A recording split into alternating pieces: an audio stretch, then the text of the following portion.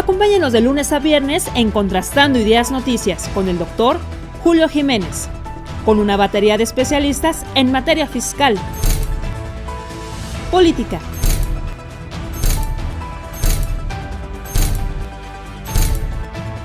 economía, finanzas, justicia, deportes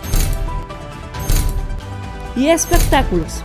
Acompáñenos a las 22 horas, tiempo del centro.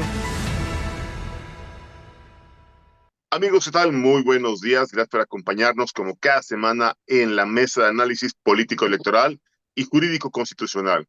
Como cada semana contamos con la opinión de diversos especialistas, el comentario y el análisis de auténticos expertos en materia política. Y para mí es un verdadero placer recibir esta mañana a un gran amigo, a un auténtico analista político, a un hombre con amplia experiencia y con trayectoria y reconocimiento profesional, empresarial y además profesional. Demetrio Soy de la Tijera. Demetrio, ¿cómo estamos? Muy buenas noches, muy buenos días, bienvenido. Muy buenos días, qué gusto. Gracias por acompañarnos, Demetrio. La verdad es que estas semanas han sido muy intensas, han sido semanas de mucha discusión, de mucha aprobación legislativa, visitas internacionales, el G20 y la desaparición, ya es una realidad, la desaparición de 7 organismos constitucionales autónomos. Esto afectaría de alguna manera el contexto con el TMEC, afectaría los compromisos internacionales, va a vulnerar la seguridad, la certeza para muchos inversionistas. Yo quisiera escuchar tu opinión. ¿Qué opinión te merece esta decisión legislativa o esta imposición gubernamental? ¿Qué opinas? Mira, en el caso de los órganos autónomos, sin duda es un paso hacia atrás. Estamos regresando al gobierno que había, digamos, por ahí de 1990, en donde todas las decisiones estaban exclusivamente en el gobierno. Y ahora que firmamos el tratado y ahora que firmamos el TMEC, se le obliga a México, sobre todo en el caso de telecomunicaciones y de competencia, a tener un organismo autónomo, diferente a una decisión unilateral del gobierno. Sin embargo, lo sustituyen ahora el organismo autónomo por un organismo desconcentrado, que es una forma, de cubrir con el TMEC y al mismo tiempo adquirir un poco, cumplir el capricho de López Obrador. Finalmente, lo que estamos viendo es que Claudia Sheinbaum está cumpliendo todos los caprichos de López Obrador. Tenía razón en eliminar el INAI, no. Va a haber un ahorro importante, se lo podía haber hecho exigiéndole, reduciéndole el presupuesto. Pero López Obrador tenía ciertos caprichos y parece que Claudia Sheinbaum los está cumpliendo, ¿no? Claro. Esto acaba con la opción para la inversión y tampoco es cierto. Es decir, así funcionó muchos años el país, daba más seguridad, daba garantía de tener información, daba garantía de que los órganos autónomos iban a alejarse un poco de la ideología del gobierno e iban a actuar en función de los intereses del inversionista o más allá de un partido. Pero en fin, no es el fin del mundo, pero sí es una mala decisión, es un error, ¿no? Claro, sin lugar a dudas, desaparecer organismos constitucionales autónomos, en algunos casos cumpliendo con el TMEC, cumpliendo con este compromiso, creando estos organismos descentralizados o desconcentrados. Obviamente viene también a complicar porque también estamos en un momento económico financiero difícil, estamos sobreendeudados, estamos con una paridad cambiaria que ya rebasó los 20 pesos, tipo de cambio peso dólar. Estamos con un escenario de violencia, de inseguridad, de casos donde pues ya Sinaloa es tierra de nadie, Guerrero está incendiado, Michoacán está asolado por la extorsión. La verdad es que Zacatecas, Durango, tienen muchos estados que hoy se encuentran asolados, se encuentran azotados por la violencia, por grupos de la delincuencia organizada. ¿Esto no crees, Demetrio, que pudiera generar incertidumbre, desconfianza o preocupación para los inversionistas? Mira, yo creo que lo ha venido generando desde hace muchos años. El Claro. problema de la violencia no es de ahorita, prácticamente se vuelve un problema más claro nacional desde la época de Felipe Calderón. Sí, cuando Felipe Calderón decide declarar la guerra, que es un error. ¿Por qué? Porque lo que provocó que si va a haber guerra, pues todos se armaron más, tanto el ejército como los grupos delincuenciales. Pero en fin, desde hace mucho tiempo la gente ya se acostumbró a esta violencia. El problema es que no disminuye. El problema, yo creo que todos nos sentimos impotentes, preocupados, porque ese es el tema principal. Si se resolviera el problema de la violencia, sería mucho más atractivo México, no solamente para la inversión extranjera, para la inversión nacional y para cada uno de los ciudadanos y los mexicanos y mexicanas. Pero ese problema, yo creo que el enfoque que le está dando el actual gobierno ahí sí es exactamente más de lo mismo. Con un poco más de que se van a crear inteligencia, le van a dar facultades a la Secretaría de Seguridad Ciudadana para que puedan levantar y hacer, ¿cómo se llama? Continuar hacer investigaciones. Sin embargo, el arma que tienen, el cuerpo que tienen para combatir la delincuencia es el mismo, es la Guardia Nacional. Y si vemos los resultados de los últimos 3 meses, la Guardia Nacional sí tuvo una disminución muy lenta, pero la tuvo, de reducción de la violencia sobre todo, de homicidios dolosos en todo el país. Se iban reduciendo, pero la reducción fue mínima, fue del orden del 15-16%, después de 6 años de toda una estrategia. Pero lo que es muy preocupante es que en los últimos 3 meses esto ha aumentado, o si no ha aumentado ya no ha disminuido. Entonces yo creo que la Guardia Nacional ya dio lo que podía dar, y no es lo que necesitamos en México. Pero, otra vez, no se atreve Claudia Sheinbaum a tomar medidas de fondo. Eso es lo que estamos viendo. Ya no hablemos que quién manda o quién no manda. Fue un poco ridículo todo el nombramiento de la presidenta de la Comisión de Derechos Humanos, pero más allá de si manda Claudia o no, la realidad es que no se atreve a hacer cambios que tenía que hacer. Es decir, si vemos lo que ella, su discurso, sobre todo su discurso en sus mañaneras, es exactamente el mismo que el presidente López Obrador. Si vemos su estrategia en Pemex, es la misma. Si vemos su estrategia con la CFE, es la misma. Sigue invirtiendo en darle prioridad a los militares en todas las obras del tren. El presupuesto refleja una prioridad a la inversión pública en trenes, en aviones, en ferrocarriles, en Pemex, en CFE. O sea, es más de lo mismo. Y no es el camino correcto. O sea, yo creo que el camino correcto debía ser, si queremos realmente que el país crezca, tenemos que atraer a la inversión extranjera y a la inversión nacional.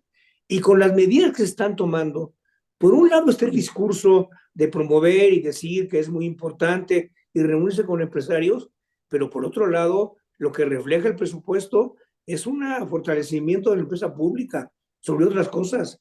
¿Tú te figuras lo que significaría todo ese dinero invertido en las comunidades, en las pequeñas, en los poblados, en las ciudades, para mejorar, invertido en carreteras? Están hechas pedazos las carreteras y eso afecta a los más pobres, no es que afecta a los más ricos. Los más ricos tienen carreteras de paga, las carreteras federales.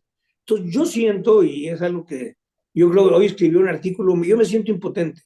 Durante muchos años que trabajé en el gobierno, trabajé en el sector privado, sobre todo los casi 40 años que trabajé en el sector público, siempre veíamos una opción que iba hacia adelante, que había espacio para hacer cambios, para comentar, que en el Congreso se hablaba, se oía.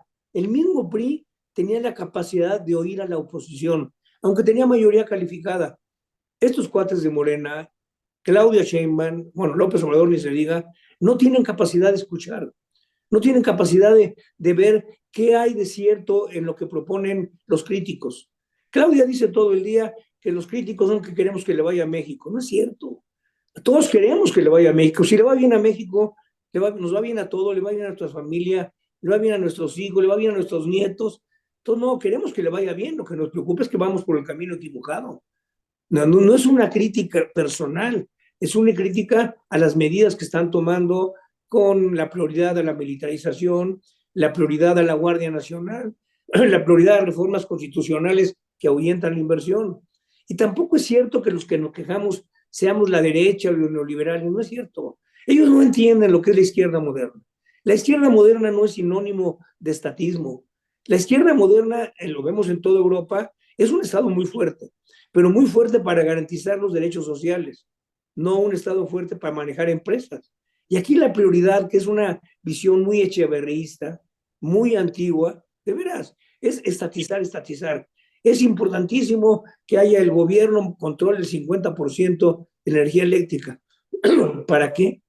¿Para qué? No sé, fue un capricho. ¿Por qué el 54? Se le ocurrió a López Obrador, se le ocurrió a Bartlett. O es importantísimo que Pemex se fortalezca. Sí, pero puede haber inversión privada. ¿Para qué queremos una línea aérea de Mexicana?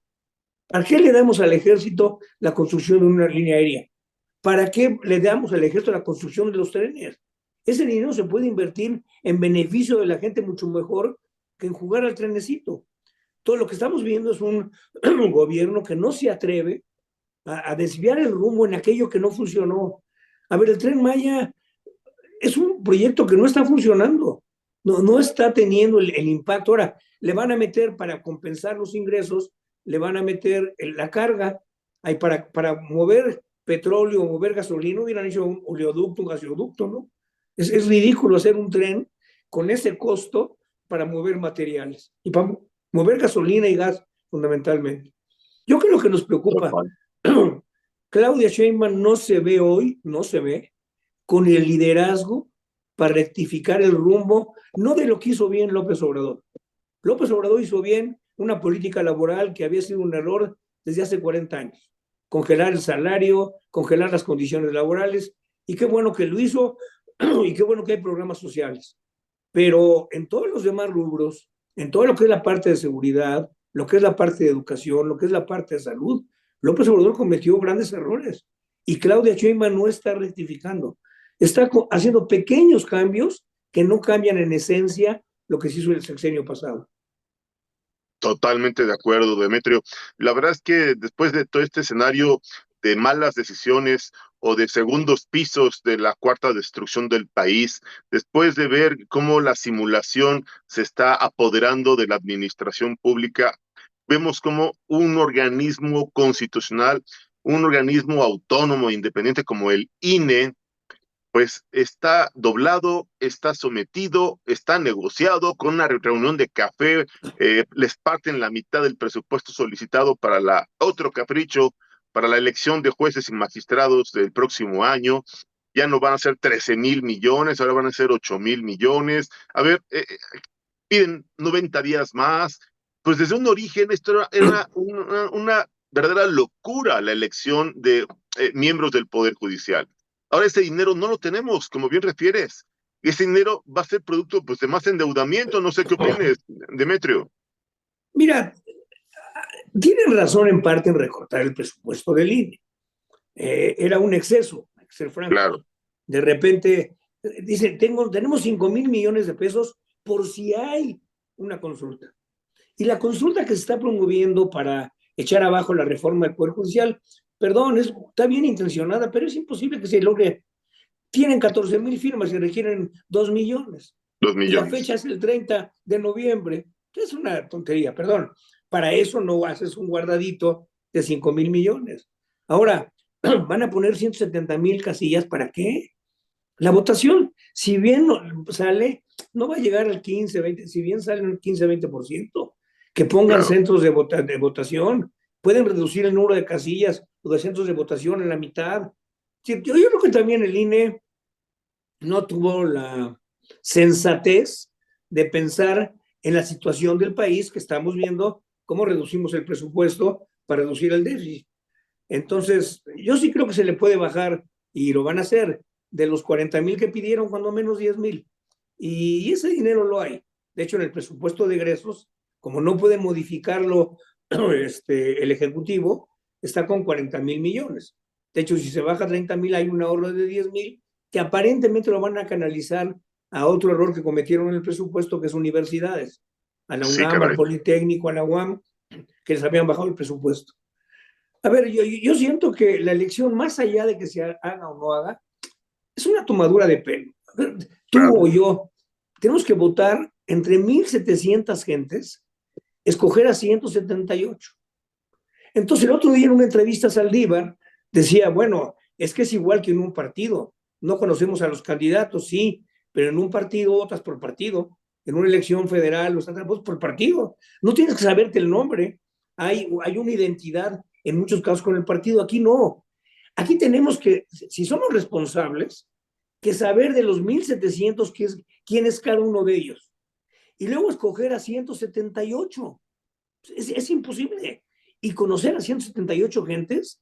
Entonces decía Saldívar, que es el vocero, el jilguero, es el jilguero de Claudia Sheinbaum y el jilguero del gobierno. Decía, ay, pues cómo no, escogemos a 4 o 5 y en función de eso a los demás.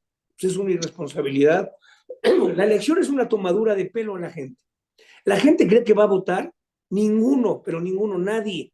Estamos capacitados para escoger y para conocer entre 1,700 gentes, escoger a 178. Es una tontería. Ahora, lo van a imponer. ¿Qué hay que hacer? Y es una decisión interesante que tomaron el sindicato, la Asociación de Jueces y Magistrados, promover que se inscriban todos, gente que realmente tiene experiencia en el poder judicial. Es medio tramposo lo que están haciendo. En el Poder Ejecutivo prácticamente había muy pocos registrados. En el Poder Judicial había 140. Van a crecer de aquí al domingo. Pero en el Poder Legislativo, que es donde tiene todo el peso Morena para meter a quien se le da la gana, ya había 4,500. Están manipulando.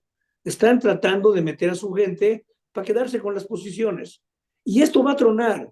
Olvídate, esto va a tronar ante la opinión pública. Va a tronar ante la gente. Y sobre todo, que va a haber menos corrupción con jueces que no tienen una carrera, que no tienen una garantía, que son improvisados. Al revés, va a haber más corrupción, va a haber menos calidad. Entonces, la reforma judicial, pase lo que pase, es un fracaso. Y va a ser un fracaso el día de la elección. Yo creo que no van a votar ni el 10%. Yo no me atrevería a ir a votar. ¿Cómo voy a votar y escoger a 178 gentes?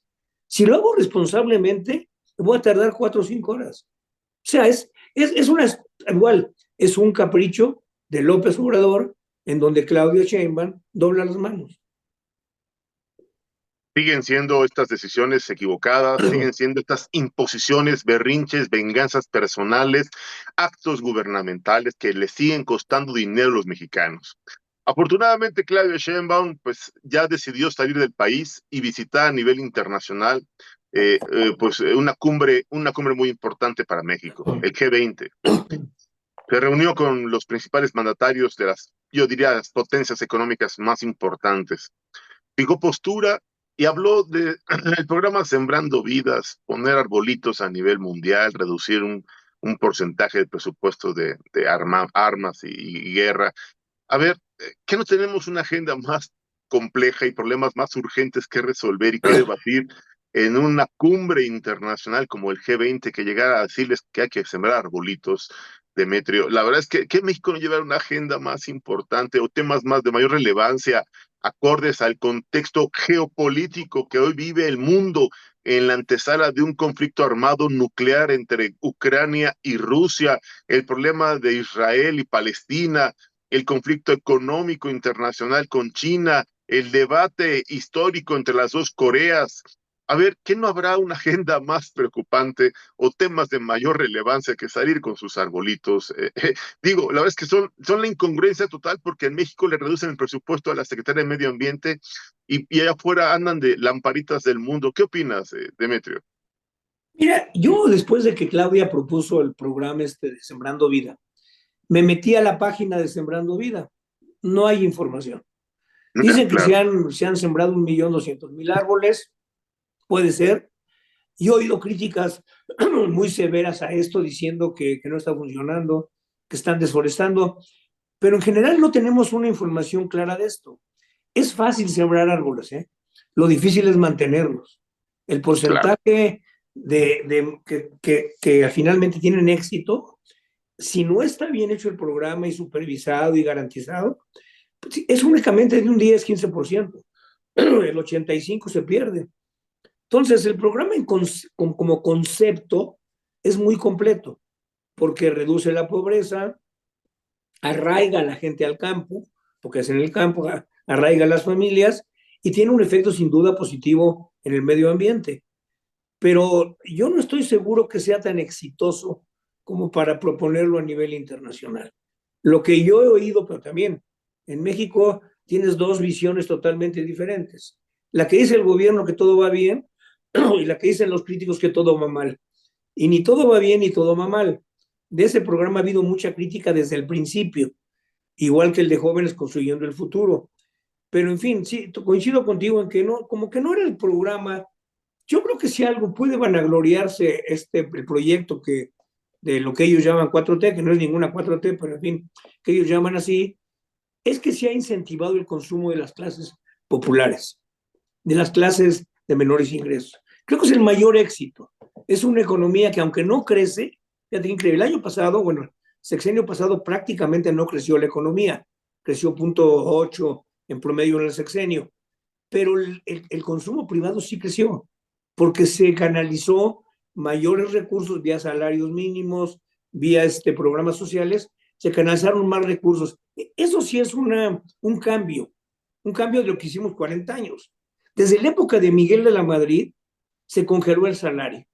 Después de la crisis de López Portillo, se congeló el salario con los famosos pactos de crecimiento económico, que significa menos ingresos para la gente, menos salarios mínimos. 40 años congelamos el salario. López Obrador tiene el mérito, y hay que reconocerlo, que cambia esa política que era totalmente injusta. Hicimos que ganara más el capital y menos la persona. Y eso se refleja en las cifras macroeconómicas.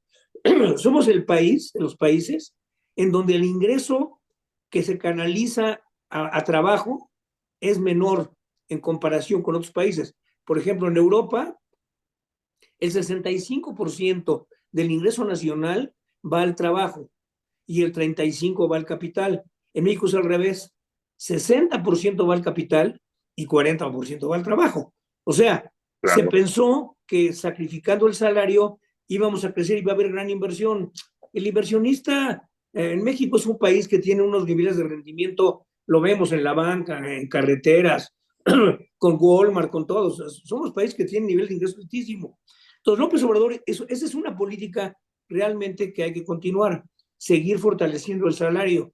Y el programa de Sembrando Vida no ha sido, o no sabemos, yo me metí a analizarlo, después de que lo propuso, metí a la página, traté de ver resultados, no tiene ningún resultado, más que se sembraron 1.200.000 árboles. E insisto, sembrar, y todos los que hemos sembrado árboles, es muy fácil. Lograr que no se mueran es muy difícil. Totalmente de acuerdo, Demetrio. Demetrio, estamos llegando a la recta final de esta mesa de análisis. Quiero pedirte una última reflexión, un último comentario para cerrar esta mesa. Mírame, el artículo que hoy escribo, yo me siento impotente. Nunca me había sentido, es decir, me metí a la vida pública hace 40 años, en el 75. Me metí para cambiar el país, para ver qué podíamos hacer, para luchar de veras contra la pobreza. Para eso me metí y tuve la fortuna de que me abrieron un espacio en Conasupo, trabajar en todas las tiendas Conasupo que existen. El inicio lo hicimos nosotros, con 15,000 tiendas, hoy hay 25,000. Estuve en el gobierno de la ciudad, en fin, estuve en el Congreso y veías posibilidades de diálogo, veías posibilidades de, aunque estaba el PRI, yo estuve en el PRI un tiempo, había posibilidades, se abría la oposición. El PRI estaba consciente de que si queríamos que el país avanzara, había que abrir el sistema político mexicano. Y lo estamos viendo ahora con el libro los premios Nobel de Economía. ¿Cuál es la receta final? Apertura. Cuando hay apertura política y hay desarrollo político, hay desarrollo económico. Si no hay apertura política, no hay desarrollo. Y lo que estamos viendo es un retroceso. Es decir, se está debilitando la división de poderes, se está debilitando el poder judicial. Ya no hablemos del poder legislativo, que si tú ves y te quedas a ver las sesiones, es un fuego cruzado, son insultos cruzados, no hay el menor diálogo. Da una vergüenza que Monreal y el otro Adán Augusto no promuevan el diálogo. Es decir, el Congreso es un espacio para diálogo, para hablar, el Parlamento en Europa. En México vamos atrás porque no se dialoga nada en el Congreso, se quiere intervenir en el Poder Judicial, se eliminan órganos que le daban cierta garantía al capital privado. O sea, vamos para atrás. Y sí es muy preocupante. Lo que demuestran en su libro de economía, que vale la pena leerlo, es imposible que haya un desarrollo económico de largo plazo si no hay democracia, si no hay apertura. La apertura promueve la iniciativa personal. Y lo que estamos viendo aquí es la consolidación de un solo pensamiento. Más allá de que tengan razón en algunas cosas o no, están cerrándose a la opinión de cualquier otro o otra que no sean ellos o ellas. Es muy preocupante. No vamos por el rumbo correcto. La cerrazón no es el rumbo correcto para un país como del tamaño y con la economía que tiene México. Pues ahí está el comentario final, reitero, de una voz autorizada. Está el análisis claro, contundente y objetivo de don Demetrio Ochoa de la Tijera, a quien le agradezco como cada semana su valiosa participación en esta mesa de análisis, y reiterar la invitación, si su agenda se lo permite, que nos acompañe la próxima semana para seguir analizando el escenario político, el contexto jurídico y, por qué no, la realidad social que vive México ante esta segundo piso de la cuarta destrucción del país. Don Demetrio Ochoa de la Tijera, muchísimas gracias, te deseo un excelente fin de semana, te mando un fuerte abrazo y nos vemos, primero Dios, el próximo fin de semana. Con todo gusto y mucho gusto. A tus órdenes. Don Demetrio Ochoa de la Tijera, aquí en Contrastando Ideas. Ya viene el maestro Nelson Vargas, platicaremos también del deporte, asignaturas pendientes. No le cambie, regresamos.